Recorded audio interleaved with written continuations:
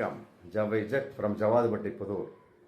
அதாவது சில கட்சிகள்லாம் பார்த்தீங்கன்னா வருஷத்துக்கு ஒரு தடவை அஞ்சலி செலுத்துவாங்க. ஒரு 10 பேர் 20 பேர் ஃபோட்டோக்களை வச்சு வருஷம் அவர்களை நினைவு கூர்ந்து அஞ்சலி செலுத்தி அன்னதானங்கள் மற்ற எல்லாம் பண்ணுவாங்க. பாட்டாளி மக்கள் கட்சி எடுத்துக்கலாம், வருஷத்துக்கு ஒரு தடவை இந்த 21 பேர் அவங்களுடைய தியாகிகள் கான்செப்டில் அஞ்சலி செலுத்துவாங்க. அதே மாதிரி மதிமுக அப்படித்தான், தங்களுடைய கட்சிக்காக உயிர் நீத்தவர்கள். கட்சி ஆரம்பித்தப்ப பல பிரச்சனைகள், அதனால சில பேர் படுகொலை ஆகியிருப்பாங்க, சில பேர்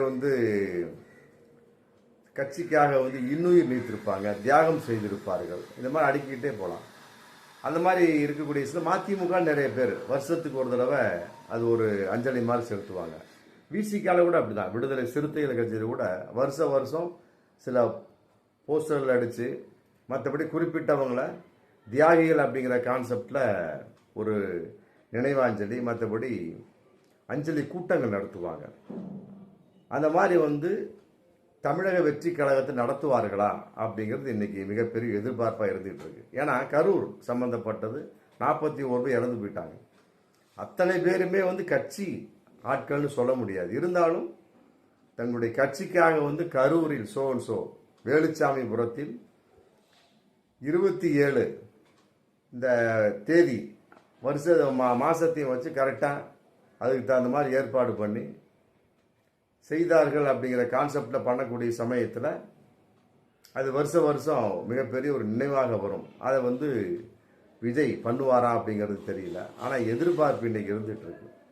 ஏன்னா அந்த கட்சிக்குள்ளே ஏகப்பட்ட கட்டு திட்டங்கள் இல்லை. ஆமாம், அதாவது குறிப்பிட்ட நிருபர் கேட்ட மாதிரி செந்தில் பாலாஜியை பார்த்து, என்னப்பா அது கட்டுக்கடங்காத கூட்டம் அப்படின்னாராம். அப்போ செந்தில் பாலாஜி சொன்னாராம், இது கட்டுக்கடங்காத கூட்டம் கிடையாது, கட்டுப்பாடற்ற கூட்டம்.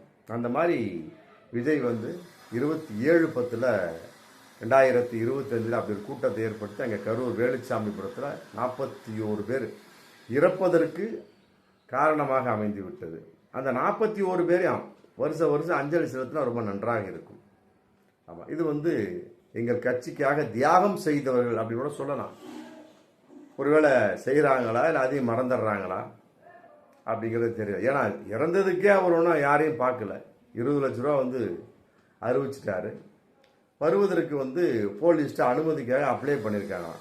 என்னைக்கு அப்ளை பண்ணுறது, என்னைக்கு ஆத்தாளுக்கு அம்மாள் பால் கறக்கிறது, உடனே பார்த்துருந்தா அது நன்றாக இருக்கும். அதனால் 41 பேர் அவர் நினைவு கூற போகிறார்களா இல்லை அப்படியே அம்போன்னு விட்டுற போகிறாங்களா அப்படிங்கிறது வரும் காலங்களில் தெரிந்தாலும், இது கட்டுப்பாடற்ற ஒரு கட்சி அப்படின்னால கட்டாயம் நடக்குமா அப்படிங்கிறது